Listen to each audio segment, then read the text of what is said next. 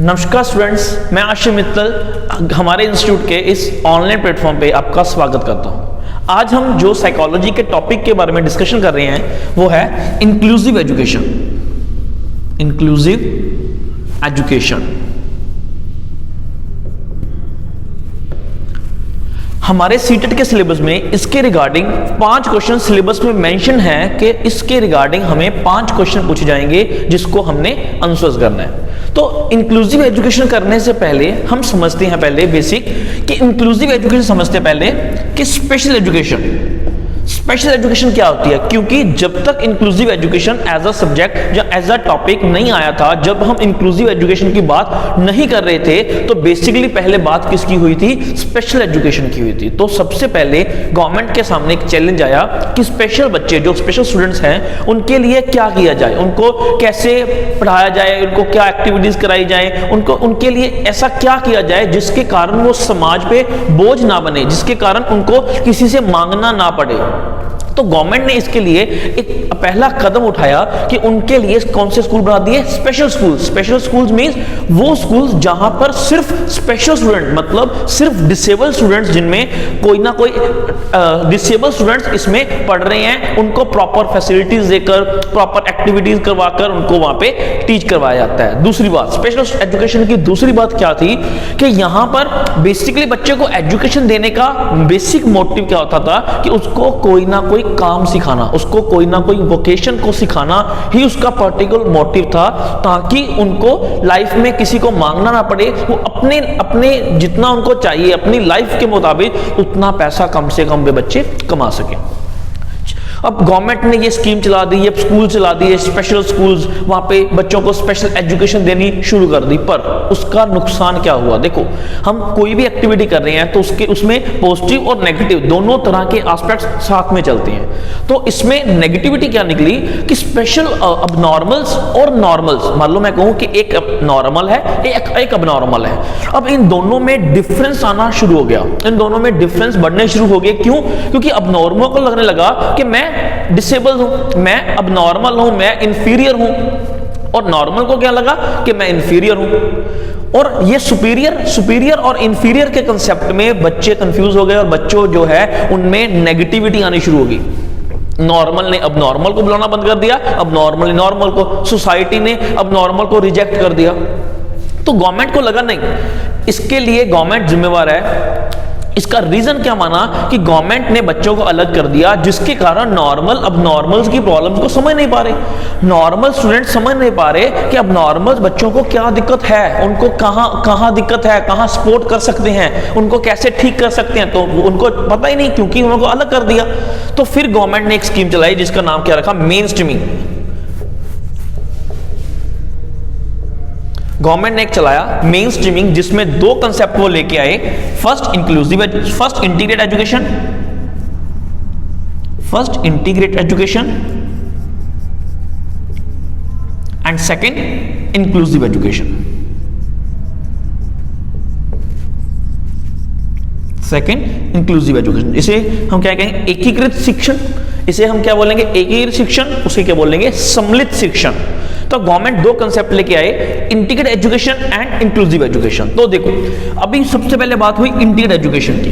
तो integrate education का government ने क्या निकाला कि अब बच्चों को अलग नहीं करना, अब बच्चों को क्या करना है? इकट्ठे टीच करना है। नॉर्मल और अबनॉर्मल को एक ही छत के नीचे टीच करना है, स्टूडेंट्स की क्वांटिटी को इंक्रीज करना है। तो उसको क्या नाम दिया गया? Integrate education. पर इसका नेगेटिव इफेक्ट क्या हुआ? इसमें क्या हुआ? इसमें बोल दिया गया कि अगर किसी संस्थान ने, अगर किसी स्कूल ने, किसी इंस्टीट्यूट ने इस बच्चों को अबनॉर्मल बच्चों को किसी भी तरह की कोई एडमिशन देने से मना कर दिया और गवर्नमेंट को पता लगा, तो उस इंस्टीट्यूट का प्रॉपरली खत्म कर देंगे एफिलिएशन, उस इंस्टीट्यूट की एफिलिएशन को खत्म कर दिया जाएगा। तो इंस्टीट्यूट ने क्या किया? अभी बच्चों को ऐड तो कर रहे हैं, यहां पे फैसिलिटीज की तो बात ही नहीं हुई, अभी बच्चों को ऐड तो कर रहे हैं, पर वहां पे किसी को भी कोई फैसिलिटीज नहीं मिल रही। That's all. जैसे मैं आपको एग्जांपल दूं कि मेरी जो इंस्टीट्यूट है वो 3rd फ्लोर पे है, मेरी इंस्टीट्यूट 3rd फ्लोर पे है, और मैं कह रहा हूं कि मेरा इंस्टीट्यूट जो है वो किसको प्रमोट कर रहा है? इंटीग्रेट एजुकेशन को प्रमोट कर रहे हैं। क्लियर? तो इसका मतलब क्या हुआ कि मेरे इंस्टीट्यूट में किसी भी तरह का डिसेबल, चाहे वो हैंडीकैप है, चाहे वो एमआर है, चाहे वो फिजिकली, चाहे वो मेंटली, चाहे इंटेलेक्चुअली, किसी भी तरह का डिसेबल है, वो मेरी क्लास में आके, मेरे इंस्टीट्यूट में आके एजुकेशन प्राप्त कर सकता है। पर अगर फिजिकली है तो इतनी जो स्टेयर्स है वो कैसे आएगा? अगर एमआर है तो वो कैसे पढ़ेगा? अगर हियरिंग इंपेयरमेंट बच्चा आया तो वो कैसे सुनेगा मेरी बात को? वो बच्चा देखे, वो मेरे को नहीं पता, वो बच्चा देखे। That's called integrated education. ये सब कुछ ऐड किया गया इंटीग्रेटेड एजुकेशन में। अब आप देखो कि अगर बच्चों को फैसिलिटीज मिल नहीं रही, बच्चे आ रहे हैं, फैसिलिटीज मिल नहीं रही, तो उनको कोई बेनिफिट ही नहीं हो रहा, तो फिर ये भी कंसेप्ट थोड़ा थोड़ा कम होता गया कि प्रॉपर बच्चों को फैसिलिटीज नहीं मिल रही। तो फिर कंसेप्ट बेसिकली कौन सा चला? Inclusive education. इंक्लूसिव एजुकेशन में उन्होंने लिखा कि बच्चों को इंक्लूड करना है, इकट्ठा पढ़ाना ही पढ़ाना है, नॉर्मल और नॉर्मल को इकट्ठे पढ़ाना है, पर साथ में अब नॉर्मल्स को प्रॉपर फैसिलिटीज भी प्रोवाइड करनी है, फैसिलिटीज भी देनी है। तो इसके लिए उन्होंने क्या यूज किया? इंक्लूसिव एजुकेशन, के नॉर्मल और अब नॉर्मल को फैसिलिटीज के साथ पढ़ाया जाए। ठीक, नेक्स्ट हम बात कर रहे हैं, नेक्स्ट हम समझते, देखो कि अब इसमें क्वेश्चंस कैसे आएंगे। अभी ये भी इसमें भी इंक्लूड कर रहे हैं, हम इसमें भी इंक्लूड कर रहे हैं, तो क्वेश्चन कैसे आएंगे? तो देखो सीटेट सिचुएशनल बेस्ड क्वेश्चन आएंगे। एक लास्ट टाइम का क्वेश्चन आया था सीटेट में, तो उसमें पूछा गया था कि आपके पास एक इस तरह की संस्था को इस तरह से बनाया जा रहा है कि ताकि बच्चा लर्न कर सके, इसका संबंध किस एजुकेशन से है? तो इसका संबंध किस एजुकेशन से होगा? इंक्लूसिव, क्योंकि हम संस्था को बदल रहे हैं, संस्था को इस तरह से मॉडिफाई कर रहे हैं ताकि बच्चा लर्न कर सके। इन शॉर्ट में अगर एग्जांपल दूं आपको कि मैंने बोला कि मेरा इंस्टीट्यूट थर्ड फ्लोर पे है, ठीक, तो सबसे पहले अगर मैं लिख रहा हूं कि मेरा इंस्टीट्यूट इंक्लूसिव एजुकेशन को प्रमोट कर रहा है, तो सबसे पहले मैं लिफ्ट लगवाऊंगा, व्हील चेयर्स होंगी, मेरे पास बैठने का अरेंजमेंट होगा, सीटिंग अरेंजमेंट प्रॉपर होगा, मेरे पास टीचर्स इस तरह के होंगे जो बच्चों को समझ सकेंगे। तो अगर ये सब कुछ होगा तो मैं बोलूंगा कि मेरा एजुकेशन कौन सी है? Inclusive education. मतलब मैं इंक्लूड भी कर रहा हूं और फैसिलिटीज भी प्रोवाइड कर रहा हूं, that's called inclusive. Second question आया था, वो कौन सी एजुकेशन है जिसमें बच्चा अपने आप को प्रिपेयर कर रहा है कि बच्चा लर्न कर सके। अब इसको किससे क्लियर करेंगे? इंटीग्रेटेड एजुकेशन से। इसमें बच्चा प्रिपेयर कर रहा है ना, हमने तो जस्ट परमिशन दी है कि आप आओ, लेक्चर सुनो, चले जाओ, और इसमें सारा आ रहा है कौन? बच्चा आ रहा है। लर्न कर रहा है कौन? बच्चा कर रहा है। लर्न कैसे करेगा? कौन देख रहा है? बच्चा कर रहा है। That's called integrated education. देखो सीटेट में बेसिकली पेडागोजिकल क्वेश्चंस आते हैं, मतलब आपको एक सिचुएशन दी जाएगी, मैंने आपको कंसेप्ट करवा दिया, पर आपको एक सिचुएशन दी जाएगी कि किस सिचुएशन का आंसर किस तरह से करना है। ये हो गया हमारा basic concept, inclusive, integrated and special education. Next इस पार्ट में हम समझते हैं, नेक्स्ट हम समझते हैं कि इसमें आती है प्रॉब्लम्स, कि प्रॉब्लम्स कौन कौन सी हैं, प्रॉब्लम्स, और हम इसको डिसेबिलिटीज भी कह सकते हैं। तो इसको दो पार्ट्स में हम बांटते हैं। पहले है लर्निंग डिसेबिलिटीज, एंड सेकंड है फिजिकल डिसेबिलिटीज। हम इसको दो पार्ट्स में बांटते हैं, learning disabilities and physical disabilities. Learning में हमारी फर्दर कौन सी आ जाएंगे? डिसलेक्सिया, डिस्कैल्कुलिया,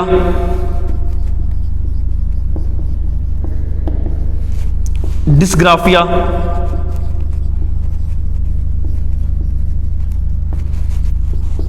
डिस्प्रेक्सिया,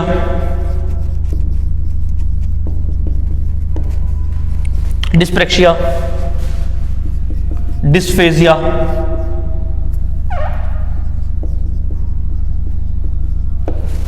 वगैरह हमारी लर्निंग डिसेबिलिटीज। फिजिकल डिसेबिलिटीज में हमारा कौन सा आ जाएगा? Autism,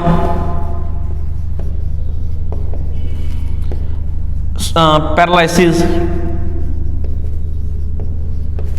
MR, mental retardation, hearing impairment,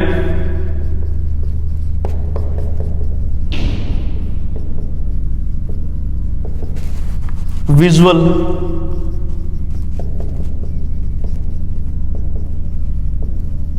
अब हम इसको वन बाय वन समझते हैं। देखो लर्निंग डिसेबिलिटी में मतलब सबसे पहले बात करेंगे डिसलेक्सिया। डिसलेक्सिया में हमें किसकी प्रॉब्लम होती है? बच्चे को रीडिंग, इसमें बच्चे को कौन सी होती है? डिसलेक्सिया में बच्चे को कौन सी प्रॉब्लम होती है? रीडिंग डिसऑर्डर मींस बच्चे को पढ़ने में दिक्कत आ रही है। जैसे बच्चा इसमें बच्चा बी को डी पढ़ रहा है, बच्चा एल को जे पढ़ रहा है, बच्चा 16 को 61 पढ़ रहा है, तो उसे कौन सी प्रॉब्लम है? डिसलेक्सिया की प्रॉब्लम है। एक्चुअल में अगर क्वेश्चन आएगा कि डिसलेक्सिया का संबंध किससे है, तो किससे है? Reading disorder. और एक बार क्वेश्चन कई बार आता है कि डिसलेक्सिया का संबंध किससे है? रीडिंग डिसऑर्डर ऑप्शन में नहीं है, तो कई बच्चे क्या करते हैं, इसका आंसर राइटिंग डिसऑर्डर लिख देते हैं, जो कि बिल्कुल गलत है। अगर रीडिंग डिसऑर्डर नहीं है तो इसका आंसर क्या आएगा? Learning disability.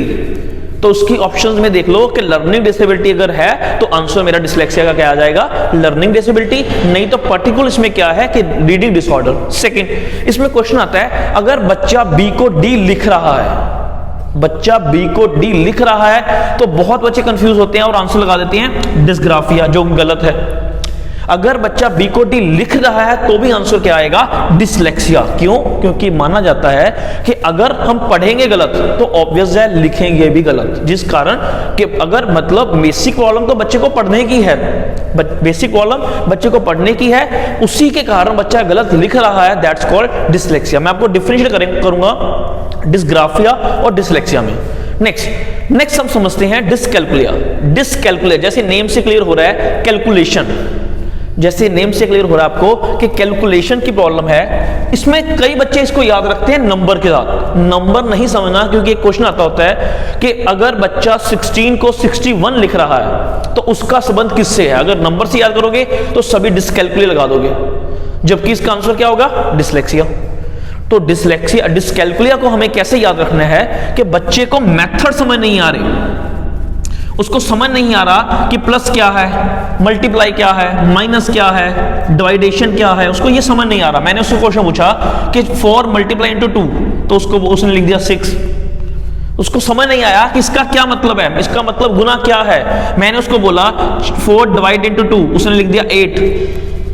उसको समझ नहीं आ रहा कि इसका मतलब क्या है, तो उसको कौन सी प्रॉब्लम है? डिसकैल्कुलिया की प्रॉब्लम है। क्लियर? नेक्स्ट, दो समझ आ गए। नेक्स्ट समझते हैं डिसग्राफिया।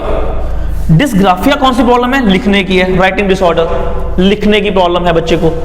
ठीक, अब आप कहोगे कि सर राइटिंग डिसऑर्डर इसमें भी आ रहा है, लिख वो डिसलेक्सिया में भी रहा था, पर डिफरेंट क्या है कि डिसलेक्सिया में उसे वर्ड फॉर्मेशन पता है, उसे पता है कि बी ऐसे डालते हैं, डी ऐसे डालते हैं, पर वो कंफ्यूज हो रहा है, दोनों को मिक्स कर रहा है। ठीक, और इसमें क्या होता है डिसग्राफिया में बेसिकली क्या होता है कि बच्चे को वर्ड की फॉर्मेशन ही नहीं पता। उसको मैंने बोला मेरा नाम लिखो, लिख दिया, ये मेरा नाम लिख दिया उसने। क्लियर? उसको पता नहीं कि साइज क्या होगा, वर्ड्स का साइज क्या होगा, उसको पता नहीं कि 2 वर्ड्स में स्पेस कितनी होगी, उसको पता नहीं क्या कितना वर्ड लिखना है, कितना है, कुछ नहीं पता उसको, वर्ड फॉर्मेशन नहीं पता उसको। That's called dysgraphia. This is the main difference between dyslexia and dysgraphia, कि उसमें बच्चा सिर्फ कंफ्यूज हो रहा है पढ़ने में, जिसके कारण लिख गलत रहा है। अगर हम देखो, अब अगर मैं वी को बी बोलूंगा, अगर मैं वी को बी बोलूंगा तो मैं ऑब्वियस है लिखूंगा भी। अगर मैं वैन को बैन बोलूंगा तो ऑब्वियस है मैं BAN ही डालूंगा, VAN नहीं डालूंगा। दैट मींस मेरे को प्रॉब्लम कौन सी है? डिसलेक्सिया की प्रॉब्लम है, जिसके कारण मैं लिख नहीं पा रहा। और अगर मेरे को लिखना नहीं आता, अगर मेरे को लिखना नहीं आता कि वी कितना होता है, ऐसे लिख रहा हूं, ए इस तरह लिख रहा हूं, इस तरह नहीं लिख रहा हूं, तो मेरे को अगर ये लिखने में दिक्कत आ रही है, दैट मींस मुझको कौन सी प्रॉब्लम है? डिसग्राफिया। क्लियर? नेक्स्ट है डिस्प्रेक्सिया। डिस्प्रेक्सिया क्या होता है? देखो, पहले एक बात समझो कि डिस्प्रेक्सिया को बोलते हैं फाइन मोटर स्किल डिसऑर्डर। इसे क्या बोलते हैं? Fine motor skill disorder. ठीक, फाइन मतलब देखो, पहले मोटर एबिलिटीज 2 तरह की होती है हमारी। मोटर एबिलिटीज, मोटर क्या? मेरी बॉडी। मोटर एबिलिटीज 2 तरह की होती है, पहली fine motor skills, second gross motor skills. Gross motor skills कौन सी होती हैं? जिसमें मेरी पूरी बॉडी इन्वॉल्व होती है। और फाइन मोटर स्किल्स क्या होती है? जिसमें फाइन एक्टिविटीज, मेरा ये चीज इन्वॉल्व है। अब देखो, ये चीज मैं इकट्ठी मेरी एक्टिविटी कर रही है तो ही मैं लिख पा रहा हूं। मैं पेन को उठाना है तो कम से कम 2 चाहिए, तभी लिख पा रहा हूं, तभी उठा पा रहा हूं। इसमें ये चीज आपस में कोऑर्डिनेट नहीं कर पा रही। अब मैं एक उंगली से पेन नहीं उठा सकता, अब मैं एक उंगली से लिख नहीं सकता, जिसके कारण बच्चे की पिकअप पावर, कोई चीज लिखने की पावर, पकड़ने इस तरह पकड़ रहा है, इस तरह कर रहा है, तो दैट मीन्स उसको कौन सी प्रॉब्लम है? डिस्प्रेक्सिया। इसके लिए एक इंटरेस्टिंग बात बताता हूं। सीटेट के पेपर में क्वेश्चन आया था कि निम्नलिखित में से किसका संबंध लर्निंग डिसेबिलिटीज के साथ नहीं है? किसका संबंध लर्निंग डिसेबिलिटीज के साथ नहीं है? Option I, first dyslexia, second dyscalculia, third dysgraphia and fourth dyspraxia. अब आप बोलोगे कि सर ये तो क्वेश्चन ही गलत है। अब आप बोलोगे सर आपने तो कहा है कि डिस्प्रेक्सिया का संबंध लर्निंग डिसेबिलिटी से है, तो मैंने गलत नहीं बोला, पर आपके पेपर में यह देखा जाता है कि आप कितना प्रेजेंस ऑफ माइंड यूज कर रहे हो, क्योंकि साइकोलॉजी में कभी भी ग्रेस मार्किंग नहीं होती। वो सोचते हैं कि आप बैकअप लेके चलोगे, अगर ये नहीं हुआ तो क्या होगा, ये नहीं आया तो क्या आएगा। तो उन्होंने किसको अलग कर दिया? आंसर क्या आया उसका? डिस्प्रेक्सिया, क्योंकि बेसिकली बात तो फिजिकली कर रहे हैं ना, इसमें तो है ही सारी लर्निंग की, तो इसमें बात कर रहे हैं एक्टिविटीज की, तो उन्होंने इसका आंसर क्या दिया? डिस्प्रेक्सिया। ये आपको आपका प्रेजेंस ऑफ माइंड लिख के चलना पड़ेगा कि ऑन का स्पॉट कौन सा आंसर आ रहा है। नेक्स्ट हम समझते हैं डिस्फेजिया। डिस्फेजिया कौन सी प्रॉब्लम है? कम्युनिकेशन। डिस्फेजिया कौन सी प्रॉब्लम है? कम्युनिकेशन प्रॉब्लम, लैंग्वेज प्रॉब्लम कह सकते हैं।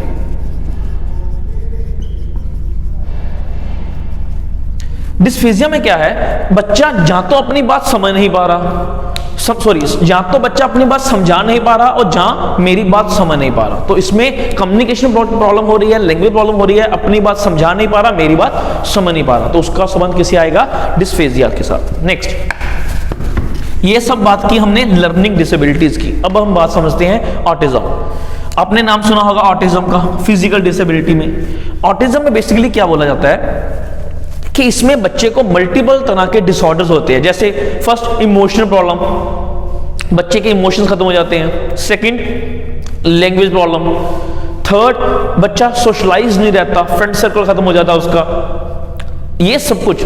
फोर्थ, बेसिक मेन, मतलब ऑटिज्म में सबसे मेन प्रॉब्लम होती है रेपिटेशन की प्रॉब्लम, मतलब जो बात उसके दिमाग में आ गई वो रिपीट करी जाएगा, बार बार रिपीट करेगा। जैसे मैंने कहा कि मेरे को खाना चाहिए, ठीक, मेरे पेरेंट्स ने खाना ला दिया, मैंने खा लिया, फिर कहा मेरे को खाना चाहिए, फिर ला दिया, मैं खा लिया, मेरे को चाहिए, मतलब मैं बार बार एक ही बात को रिपीट करता रहूंगा, उस बात को रिपीट करता रहूंगा जो मेरे दिमाग में आ गई। जैसे देखो हमारे साथ होता है कि कई बार हम सुबह कोई सॉन्ग सुन लेते हैं तो सारा दिन वो सॉन्ग थोड़ा गुनगुनाते रहते हैं उसी तरह, पर हमें प्रॉब्लम नहीं है, पर इनके दिमाग में जो बात बैठ गई उसको वो बार बार रिपीट करेंगे।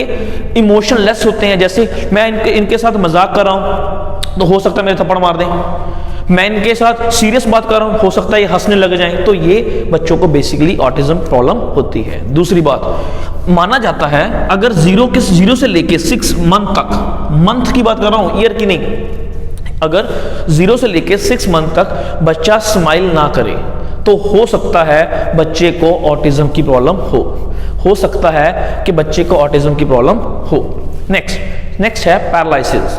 पैरालिसिस क्या होता है? जिसे हम अधरंग बोलते हैं, जिससे मतलब क्या होता है कि बॉडी का कोई ना कोई पार्ट काम करना बंद कर गया, बच्चे का बॉडी का कोई ना कोई पार्ट काम करना बंद कर गया। ये बेसिकली किसी भी उम्र में हो सकता है, हम ये नहीं कह सकते कि इसका पर्टिकुलर एज है, पर अगर ये प्रॉब्लम 0 से लेकर 5 ईयर तक के बच्चे को प्रॉब्लम आए तो उसे हम क्या बोलते हैं? सीपी। अगर पैरालिसिस की प्रॉब्लम बच्चे को 0 से लेके 5 ईयर तक बच्चे को प्रॉब्लम आए तो उसे बोलते हैं सीपी, मतलब सेरिब्रल पैल्सिस। हम क्या बोलते हैं कि बच्चे को सेरिब्रल पैल्सिस की प्रॉब्लम है। अगर 5 ईयर के बाद लाइफ में किसी भी स्टेज पर इसकी प्रॉब्लम आए तो हम उसे क्या बोलते हैं? इसको क्या हुआ है? पैरालिसिस का अटैक हुआ है। पैरालिसिस का अटैक हुआ है। तो ये बेसिकली इसकी बात करते हैं। नेक्स्ट हम बात करते हैं एमआर की। एमआर मतलब मेंटल रिटार्डेशन। देखो एक बात और समझो जो पैरालिसिस की प्रॉब्लम है, जो पैरालिसिस की हम बात करते हैं, पहले तो बेसिकली हम 5 तरह से बोलते थे कि बच्चे को पैरालिसिस था। जैसे जहां तो उसकी एक बाजू काम करनी बंद कर गई, जहां उसकी दोनों बाजू काम करनी बंद कर गई, जहां उसकी एक लेग काम करनी बंद कर गई, जहां उसकी दोनों लेग काम करनी बंद कर गई, जहां उसका हाफ बॉडी का पार्ट काम करना बंद कर गया। पर बेसिकली अभी पैरालिसिस बहुत तरह के हो गए। उसका थोड़ा सा उसका जो माउथ है वो थोड़ा टेढ़ा सा हो गया, उसके हाथ जो टेढ़े हो गए, या और बहुत तरह की आजकल पैरालिसिस की प्रॉब्लम बढ़ गई है। इनको हम बेसिकली देखो, इसके लिए एक चीज और बताना चाहूंगा, इन पैरालिसिस की प्रॉब्लम को हम क्या बोलेंगे? Motor ability disorder. Motor ability disorder. देखो बात समझो, अभी मैं ग्रोथ की बात नहीं कर रहा, अभी मैं फाइन की बात नहीं कर रहा, अभी मैं किसी बात कर रहा हूं, मोटर एबिलिटी की बात कर रहा हूं। मतलब देखो, इसमें यह नहीं होता कि मेरा हाथ छोटा रह गया, इसके में यह नहीं होता कि मेरा हाथ कटा हुआ है, इसमें यह नहीं होता कि मेरी फिंगर्स कम है, इसमें यह नहीं होता कि मेरी जो लेग्स है वो पतली है, जब मेरी बाजू जो है पतली है। नहीं, मेरी डेवलपमेंट, मेरी ग्रोथ प्रॉपर एक नॉर्मल इंसान की तरह ही होगी। ठीक, तो मेरे को फिजिकली प्रॉब्लम नहीं है, मेरी ग्रोथ नॉर्मल पर्सन की तरह होगी, पर वो मूवमेंट नहीं कर पा रही, पर वो एक्टिविटीज नहीं कर पा रही, इसलिए हम इसे क्या बोलेंगे? Motor ability. मतलब मेरी मोटर एक्टिविटीज में प्रॉब्लम आ रही है। और दूसरी ऑप्शन, अगर मोटर ऑप्शन नहीं है, मोटर एबिलिटी डिसऑर्डर ऑप्शन में नहीं है, तो आंसर हम क्या लगाएंगे? Physical disabilities. ऑब्वियस है, फिर तो हम बैकअप में चलेंगे ना कि फिजिकल डिसेबिलिटी, क्योंकि it is a part of physical disability. Next है एमआर। एमआर मतलब मेंटली रिटार्डेशन। इसका क्वेश्चन आता है कि अगर एक बच्चा, हम कैसे जान सकते हैं कि एक बच्चा एमआर है या नहीं है? तो किससे जान सकते हैं हम? उसके आईक्यू से। किससे पता कर सकते हैं कि एक बच्चा एमआर है या नहीं है? उसके आईक्यू टेस्ट से। ये माना जाता है अगर किसी बच्चे का IQ लेवल लेस देन 70 या लेस देन 75 है, तो वो किस में आता है? वो किस कैटेगरीज में आता है? वो किस कैटेगरीज में आता है? एमआर की कैटेगरीज में आता है, मेंटल रिटार्डेशन की कैटेगरी में बच्चा आता है। दूसरा, इसमें एक बात और है, जितना बच्चे का IQ कम होगा, जितना बच्चे का IQ कम होगा, बच्चे की प्रॉब्लम उतनी ज्यादा होगी। मतलब एमआर की प्रॉब्लम उतनी ज्यादा होगी जितना बच्चे का IQ कम होगा। दूसरी, IQ को ना हम कई पर्सन इसको कुछ कैटेगरीज में बांटते हैं, जैसे mild MR, moderate MR, severe MR and profound MR। Clear? Mild MR मतलब जिनको हल्की सी प्रॉब्लम है, जिन्हें हम क्या देते हैं? एजुकेशन दे सकते हैं। मॉडरेट जिनको थोड़ी सी उनसे ज्यादा प्रॉब्लम है, जिन्हें हम क्या देते हैं? वोकेशन, काम सिखाते हैं। सीवियर एमआर मतलब जिनको थोड़ी सी और ज्यादा गंभीर प्रॉब्लम है, तो उनको भी क्या सिखाते हैं? कोई ना कोई काम सिखाते हैं। और प्रोफाउंड मतलब जिन्हें हम प्रॉपर तरीके से कह सकते हैं, इडियट, पागल कह सकते हैं। मतलब इनको कोई काम नहीं सिखाया जाता, इनको सिर्फ क्या दी जाती है? Basic training. मतलब ये इनसे उम्मीद की जाती है कि ये कम से कम बस इतना बता दें कि इनको प्रॉब्लम क्या है, ये इतना बता दें कि इन्होंने वॉशरूम जाना है, ये इतना कर लें कि खाना खा लें अपने आप, ये इतना कर लें कि ये अपने आप अपने कपड़े चेंज कर लें। बस बेसिक ट्रेनिंग इनको दी जाती है। ये क्वेश्चन आ सकता है पेपर में कि एजुकेशन में एमआर को, कौन से एमआर को एजुकेशन दे सकते हैं? माइल्ड को। कौन से एमआर को वोकेशन सिखा सकते हैं? मॉडरेट और सीवियर को। और किन को ट्रेनिंग में रख सकते हैं? प्रोफाउंड को। क्लियर? नेक्स्ट है हियरिंग इम्पेयरमेंट। मतलब जिनको सुनने में दिक्कत है, जिनको सुनाई कम देता है, सुनाई ऊंचा सुनता है, या बिल्कुल भी सुनाई नहीं देता। अब इसका क्वेश्चन आता है कि हम कैसे पता कर सकते हैं कि एक बच्चा हियरिंग इम्पेयरमेंट है या नहीं? तो किससे पता कर सकते हैं? डीबी, शॉर्टकट देखो, small D capital B, DB जिसे क्या बोलते हैं? डेसिबल। डेसिबल से हम पता कर सकते हैं कि कोई बच्चा को हियरिंग इम्पेयरमेंट है या नहीं है। माना जाता है कि अगर 75 प्लस डेसिबल आवाज हो और हम उसके पास नजदीक खड़े हैं और मेरे को कोई दिक्कत नहीं हो रही, तो दैट मीन्स मैं क्या हूं? Profoundly hearing impairment. मतलब मेरे को बिल्कुल भी सुनाई नहीं देता। दूसरी बात, कभी भी ये कोशिश नहीं करनी कि हमने सीधा ही कह देना कि इसको तो बिल्कुल, मतलब आपको क्वेश्चन आया हियरिंग लॉस, तो आप क्या बोल लगे कि बच्चे को ऊंचा सुनाई देता है, बच्चे के लिए चीखना पड़ता है, पर ये नहीं कहोगे कि बिल्कुल सुनाई नहीं देता। जब तक वर्ड ना आए profound word, profoundly hearing impairment word नहीं आए, तब तक हम उसके लिए वर्ड ये यूज नहीं करेंगे। नेक्स्ट है विजुअल। नेक्स्ट है विजुअल इंपेयरमेंट, मतलब जिसको विजन में प्रॉब्लम होती है। ऐसे होता ना, हम प्लस 2 में करते थे, ऐसे इस तरह से चार्ट बनता था, इस तरह से एंगल बनता था, लेंस बनते थे, प्रॉब्लम आती थी। दूसरी बात, आपको पता होगा कि हमारे आईज में दो तरह के फ्लूइड पाए जाते हैं। एक बाहरी जो हमारे रोने में हेल्प करता है, पानी निकालता है, एक पिछले आईज के बैक साइड पे जो हमारे आईज को उसी जगह पे रख रहा है। हमारी आईज इधर उधर नहीं जा रही, उसी जगह पे टिकी हुई है, तो दो फ्लूइड काम कर रहे हैं। इसमें विजुअल प्रॉब्लम में विजन की प्रॉब्लम हो जाती है, जिसके कारण बच्चे को कम दिखाई देता है, या कई बार उसमें जो पानी है वो फ्लूइड है, उसमें कमी आ जाती है, जिसके कारण वो थोड़ी सी ड्राई हो जाती है, हमारी वाइटनेस आ जाती है, रेडनेस आ जाती है, वो प्रॉब्लम होती है। हम देखो इसमें हम जब हम चेक करवाते हैं तो वो करते हैं ना, इस तरह से चार्ट बना होता है, इस तरह से लाइन बनी होती है, इसमें छोटी छोटी इस तरह से वो चार्ट बना होता है। क्लियर? एक्चुअल में ये चार्ट इस तरह से नहीं था, एक्चुअल में ये साइज इस तरह से नहीं था। आप डॉक्टर की जो जिनके भी स्पेक्स लगी हैं वो चेक करना, डॉक्टर इस तरह लिखता है 6x6/6, ये नॉर्मल है। अगर नॉर्मल है तो 6/6, 6/5 प्रॉब्लम आ गई, अगर 5/6 प्रॉब्लम आ गई, तो ये सारी प्रॉब्लम्स है। एक्चुअल में ये कंसेप्ट क्या था, 200/200। अगर कोई बच्चे की आईज सही है तो उसके लिए क्या विजन माना जाता था, 200/200। और तब जो वर्ड हम ये यूज करते हैं छोटा सा, तो ये कितना बड़ा था, इतना। क्लियर? जैसे जैसे शॉप्स की वो एरिया कम हुआ, उसी तरह से ये वर्ड जो है इसका साइज कम हुआ। तो अभी उन्होंने वो उसको उस तरह से फिट कर दिया कि 6/6 में आप कितना देख पा रहे हो, 6 फुट की दूरी से आप कितना देख पा रहे हो, तो साइज को छोटा कर दिया। इस तरह से लेंसेज बनते हैं, लेंस लगते हैं। तो ये है बेसिकली विजुअल इंपेयरमेंट। इसका 2 बार क्वेश्चन आया हुआ है सीटेट में कि एक बच्चे को बिल्कुल भी दिखाई नहीं देता तो उसका विजन क्या होगा। तो याद रखो उसका विजन क्या होगा, 20/200 या 20/70। इसमें से कोई भी ऑप्शन आए आपका आंसर होगा। मतलब जो चीज उसको 200 फुट से नजर आनी चाहिए थी, वो चीज उसको 20 फुट पर आके भी नहीं नजर आ रही, दैट मींस उसको प्रॉब्लम कौन सी है, विजुअल इंपेयरमेंट की प्रॉब्लम। नेक्स्ट,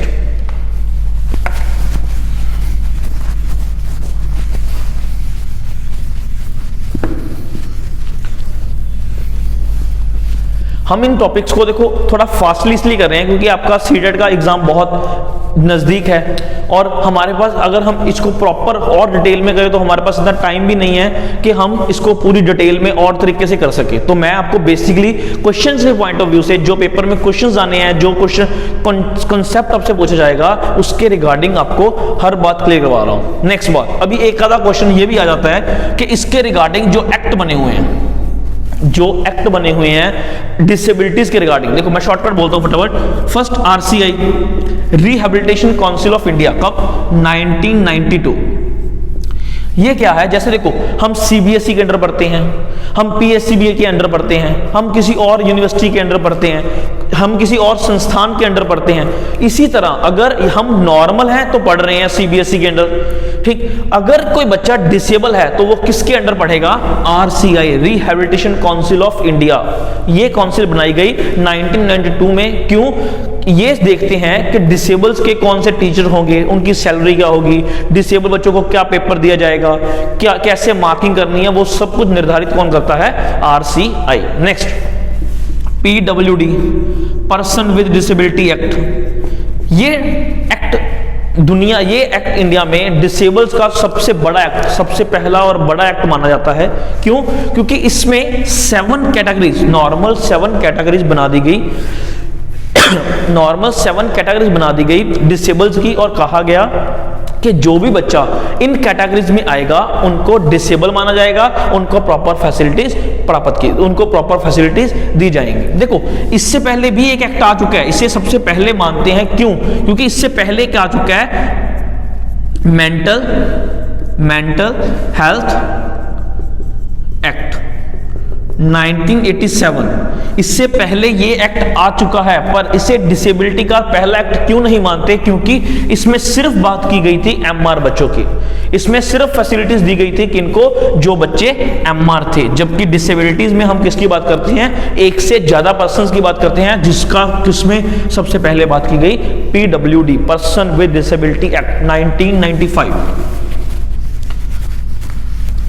नेक्स्ट देखो, अब हम बात करते हैं नेशनल ट्रस्ट एक्ट एनटीए 1999। हमारा पीडब्ल्यूडी अच्छे तरीके से चल रहा था, हम बच्चों को फैसिलिटीज दे रहे थे, पर धीरे धीरे हमें पता लगा कि कुछ और भी बच्चे हैं, कुछ और भी कैटेगरीज हैं जिनको प्रॉब्लम हो सकती है, जैसे ऑटिज्म। हमने पढ़ा ना आज, ऑटिज्म, सेरिब्रल पैल्सी या पैरालिसिस। देखो, अब सेरिब्रल पैल्सीज और पैरालिसिस में फिजिकल तो ठीक है, वो फिजिकल तो ठीक है, तो फिजिकल हैंडीकैप तो कह नहीं सकते, वो तो काम नहीं कर पा रहा। ऑटिज्म में पर्सन का आईक्यू तो ठीक है, पर्सन की सिर्फ बात बोल नहीं पा रहा, इमोशन समझ नहीं पा रहा, मल्टीपल डिसेबिलिटीज।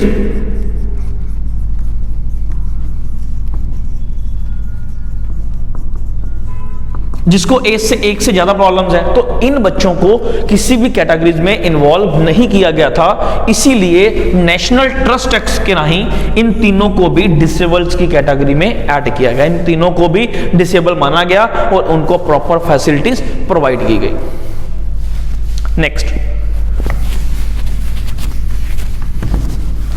नेक्स्ट हम बात कर रहे हैं द राइट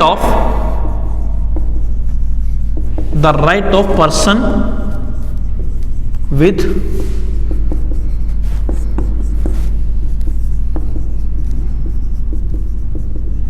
डिसेबिलिटी एक्ट, जो कब आया था? 2016। देखो, ये एक बिल्कुल लेटेस्ट है, 2016 में आया, जिसमें बेसिकली जो ये इसका क्वेश्चन आता है कि जो right of person with disability act है कब आया? 2016 में आया। सेकेंड क्वेश्चन आता है ये किसका मॉडिफाई वर्जन है? तो किसका मॉडिफाई वर्जन है? पीडब्ल्यूडी 1995 का मॉडिफाई वर्जन है। थर्ड क्वेश्चन आया कि इसमें टोटल कितनी कैटेगरीज इन्वॉल्व की गई? तो टोटल इसमें कितनी कर दी गई डिसेबल्स की? 21। देखो, पहले पीडब्ल्यूडी में कितनी थी? 7। अभी 7 से 3 गुना ज्यादा, 7 से 3 गुना ज्यादा 21 कैटेगरीज को डिसेबिलिटी में ऐड किया गया। आपको पेपर में कभी क्वेश्चन नहीं आएगा कि जी कौन सी कैटेगरी नहीं ऐड की गई, कौन सी कैटेगरी है, कौन सी प्रॉब्लम है, कुछ नहीं आएगा। पर एक चीज याद रखना, यह क्वेश्चन आ सकता है कि वो कौन सा एक्ट है जिसमें एसिड अटैक, जिस पे एसिड अटैक हुआ है, उन बच्चों को, उन लड़कियों को डिसेबल माना गया। The right of person with disability act, मतलब 2016 से पहले जिन बच्चों पे एसिड अटैक होता था उनको डिसेबल नहीं माना जाता था, पर गवर्नमेंट ने इस एक्ट के राही उन बच्चों को भी डिसेबल माना और उनको भी प्रॉपर फैसिलिटीज की बात की। नेक्स्ट, ये हो गए हमारे कुछ एक्ट्स जो डिसेबिलिटीज के हम मानते हैं। नेक्स्ट हम बात करते हैं कुछ स्टूडेंट्स की, जैसे gifted students,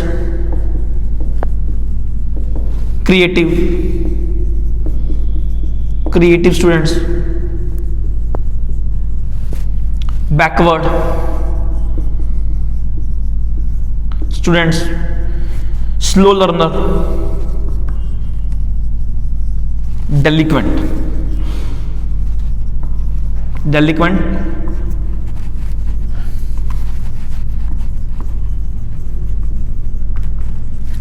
students. Clear?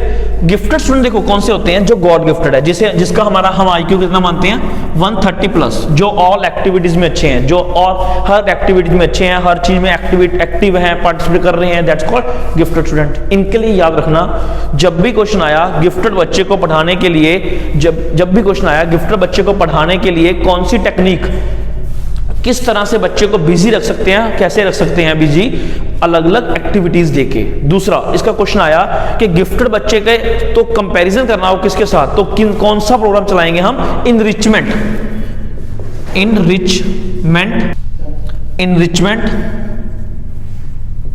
Enrichment programme.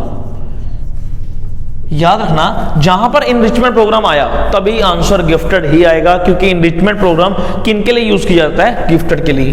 Next है क्रिएटिव। क्रिएटिव बच्चे क्या होते हैं? जो किसी पर्टिकुलर एक या दो फील्ड में बाकियों से अलग है। ये क्या है? ये बच्चे कुछ अलग, इनके लिए क्वेश्चन आएगा डाइवर्जेंट थिंकिंग, मतलब ये एक ही फ्लो में नहीं सोचते, ये अलग अलग, ऐसे नहीं तो कैसे करेंगे, इसको और ज्यादा बढ़िया कैसे बना सकते हैं, कैसे कर सकते हैं, उन सबके लिए वर्ड कौन सा यूज होता है? Creative students. इनके लिए वर्ड आएगा ब्रेनस्टॉर्मिंग। क्वेश्चन आएगा ब्रेनस्टॉर्मिंग टेक्निक किन बच्चों के लिए यूज की जाती है? क्रिएटिव बच्चों के लिए यूज की जाती है। इनके लिए क्वेश्चन आएगा कौन से बच्चे हैं जो डाइवर्जेंट थिंकिंग के साथ काम करते हैं? तो कौन होगा?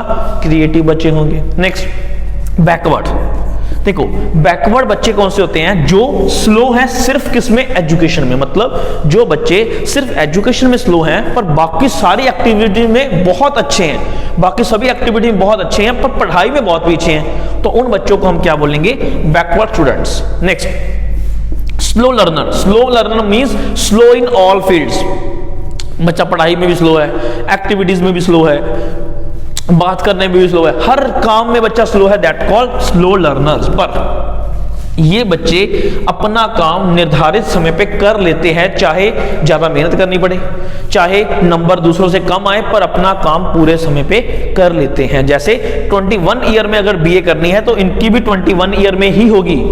हो सकता है इनके 50% नंबर के साथ हो जाए, हो सकता है आप 1 घंटा पढ़ो और आपके 60% नंबर आ जाए और इनको 5 घंटे पढ़ना पड़े और इनके 50% नंबर आए, ये फर्क हो सकता है, पर ये अपना काम निर्धारित समय पे कर लेते हैं। जैसे नेक्स्ट है डेलिक्वेंट स्टूडेंट। डेलिक्वेंट स्टूडेंट मतलब कदाचारी बच्चे, जिनके लिए हम बोलते हैं, जिसे अपराधी बच्चे भी बोलते हैं। इनके लिए बेसिकली क्या माना जाता है? जिनकी एज 18 साल से कम है, जिनकी एज 18 साल से कम है और वो कोई क्रिमिनल एक्टिविटीज में पकड़े जाते हैं। कोई बच्चे जो 18 साल से कम है और क्रिमिनल एक्टिविटीज में पकड़े जाते हैं, उन्हें क्या बोलते हैं?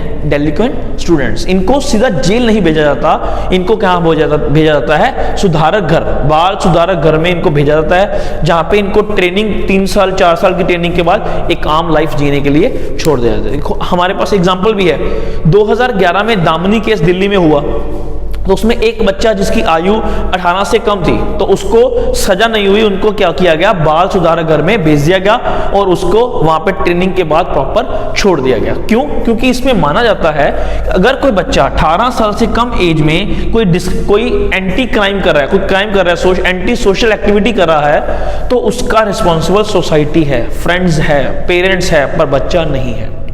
क्योंकि बच्चा को इतनी समझ नहीं है कि क्या सही हो रहा है और क्या नहीं सही हो रहा। इसलिए सेकंड, अभी देखो इसकी एक्चुअल एज थी 8 से लेके 18 एज तक, पर उस केस के बाद गवर्नमेंट ने इसकी एज कितनी कर दी? 8 से लेके 16 ईयर, 2 साल कम कर दिए कि 16 ईयर के बच्चे, अगर 16 से ज्यादा 17 साल का बच्चा हुआ, 16 ईयर 1 डे भी ऊपर हुआ, तो बच्चे को सीधा कहां भेजा जाएगा? जेल में भेजा जाएगा। ये हमारा सारा था inclusive education, special education, integral education. हमने इसके तीनों मीनिंग समझे, हमने समझा डिसेबिलिटीज कौन सी होती हैं, डिसेबिलिटीज क्या है, लर्निंग डिसेबिलिटी क्या है, फिजिकल डिसेबिलिटी क्या है, हमने समझा कौन कौन से एक्ट आए हुए हैं जो इसके रिगार्डिंग है, जिस पे क्वेश्चंस आ सकते हैं, और लास्ट हमने स्टूडेंट्स के बारे में समझा कि अलग अलग जो स्टूडेंट्स हैं, गिफ्टेड स्टूडेंट कौन से होते हैं, क्रिएटिव कौन से होते हैं, बैकवर्ड कौन से हैं और स्लो लर्नर कौन से हैं। ये देखो, ये है मैंने करवाया आपको थ्योरेटिकली, पर याद रखना इसका जो क्वेश्चन आएगा वो आपका सिचुएशन बेस आएगा। आपको एक सिचुएशन दी जाएगी कि एक बच्चा इस तरह से क्राइम कर रहा है, एक बच्चा 18 साल से कम एज में क्राइम कर रहा है, उसका संबंध किससे होगा? तो आंसर क्या आ जाएगा? Delinquent student. इस तरह से आपको सीटेट में क्वेश्चन बेसिकली पूछे जाएंगे। Thank you students.